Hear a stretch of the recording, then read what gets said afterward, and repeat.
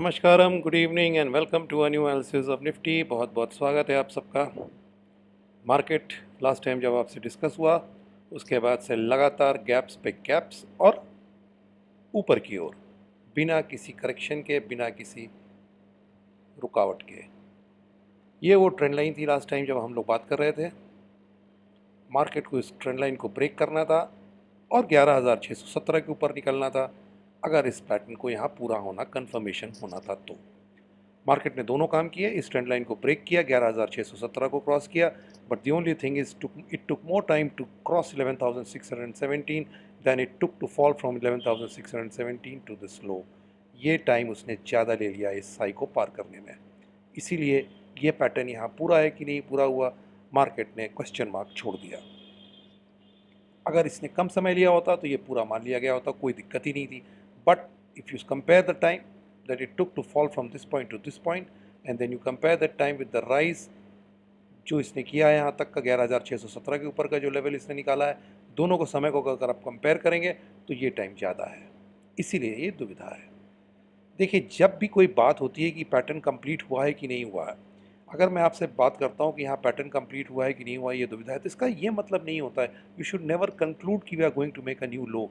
Patterns कोई ज़रूरी नहीं है कि न्यू लो या न्यू हाई पे कंप्लीट हो, उसके पहले पूरे हो सकते हैं, इसके ऊपर पूरा हो सकता है, वो कोई बहुत बड़ी बात नहीं है। इसके नीचे भी जा सकते हैं, लेकिन वो सब लाइव पैटर्न की बात होती है। यह कंक्लूड कर लेना कि इसके नीचे जाना अनिवार्य है, बिल्कुल नहीं। पैटर्न इसके ऊपर भी कंप्लीट हो सकते हैं। तो ये तो रही बात यहाँ की। अब एक ट्रेंड लाइन और हम लोग ड्रॉ कर लेते हैं, देखते हैं। अगर आप थोड़ा सा इस पैटर्न को देखें तो this can be A B C D and then we'll go for the E most probably. ये एक न्यूट्रल ट्रायंगल बन रहा है न्यू वेव का शायद, लेकिन ये थोड़ा सा अभी जल्दीबाजी हो गई इस बारे में बात करना। एक मैंने आपको एक आइडिया दिया है कि शायद ये पैटर्न बन रहा है, जो लोग जानते हैं वो थोड़ा सा गौर रखें इस पैटर्न के बारे में, लेकिन अभी ये बहुत जल्दबाजी होगी इसके बारे में ज़्यादा बात करना। Will discuss it in the weekend if it plays out. Meantime, we will concentrate on this rise from this point to this point. अब आप गौर से देखें, लास्ट टाइम जब आपसे बात हुई थी, ये राइज हम लोग ने इम्पल्सिव और करेक्टिव दोनों तरीके से काउंट करने की कोशिश की थी। अगर ये इम्पल्सिव है तो there was a 1 year, there was a 2 year, there was a 3 year, there was a 4th year, and then we had to had a extended fifth wave. ये एक्सटेंड हो रही है फिफ्थ वेव, 100% एक्सटेंशन ऑलरेडी हो चुका है इसका, 161% तक भी जा सकती है, बट जो नॉर्मल एक्सटेंशन जोन्स होते हैं 100% के, वो इस वेव ने पूरे कर लिए हैं। अब आपको एक बात ध्यान रखनी है, ये ट्रेंड लाइन मैंने आपसे जिक्र किया था, इसको बना के रखिए अपने चार्ट पे। जब भी ये ट्रेंड लाइन टूटेगी, अगर ये कोई इंपल्सिव मूव है तो ये ट्रेंड लाइन ब्रेक होगी।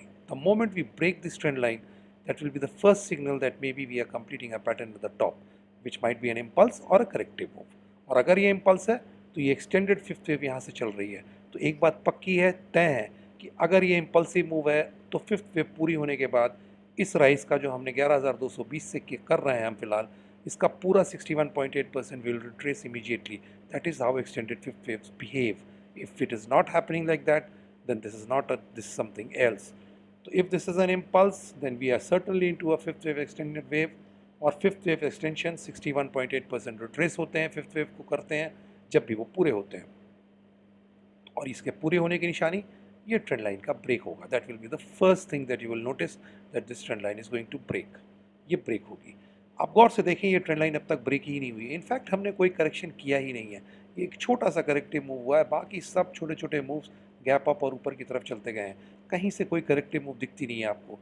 तो इंतज़ार कीजिए, शॉर्ट सेल का कोई मतलब नहीं है, जैसे पिछली बार भी आपसे जिक्र हुआ था, जब तक ये ट्रेंड लाइन इंटैक्ट है शॉर्ट सेलर्स दूर रहें। जब ये टूटेगी आपको पहला सिग्नल मिलेगा छोटे टाइम फ्रेम में, इंटरमीडिएट टाइम फ्रेम में, कि the market is turning into a bearish zone और टर्निंग स्लाइटली नेगेटिव। जब तक ऐसा नहीं होता है, थोड़ा सा रिफ्रेन करें शॉर्ट्स के लिए, थोड़ा सा रुकावट के लिए खेद को इज्जत दें।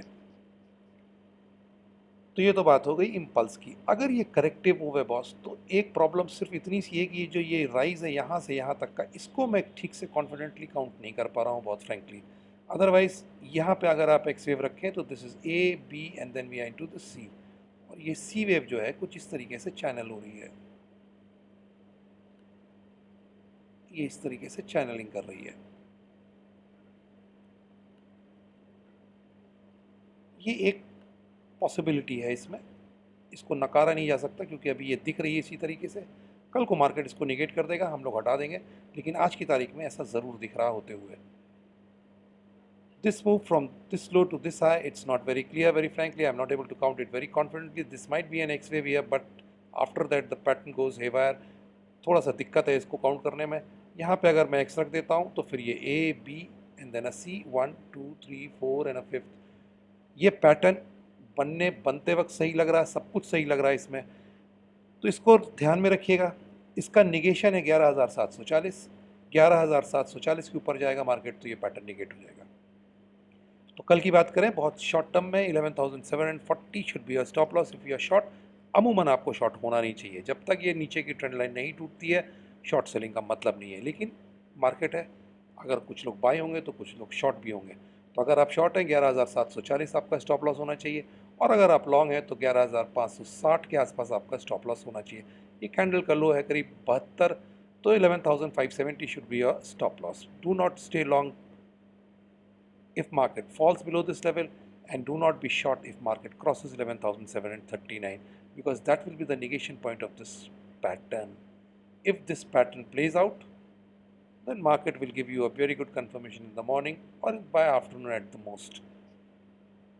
तो ये शॉर्ट टर्म एनालिसिस है, जो दिख रहा है वो ऐसे ही कुछ दिख रहा है। अगर इम्पल्स है तो ये फिफ्थ वेव एक्सटेंड होकर चल रही है, अपने नॉर्मल जोन्स में पहुंच चुकी है।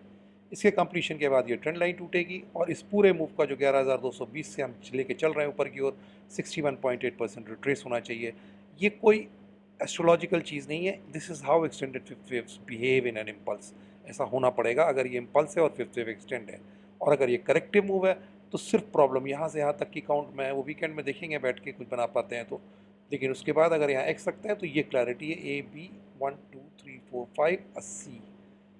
If this is correct, then 11,740 should not be taken out by the market.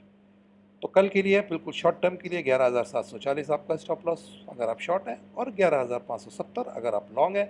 इस ट्रेंड लाइन का वेट कीजिए, मार्केट जब भी ये ट्रेंड लाइन तोड़ेगा पहला बियरिशनेस साइन मार्केट में आपको मिलेगा। That will be the first sign of negativeness in this market, but as of now nothing of that sort has been indicated by market, so just hold your horses।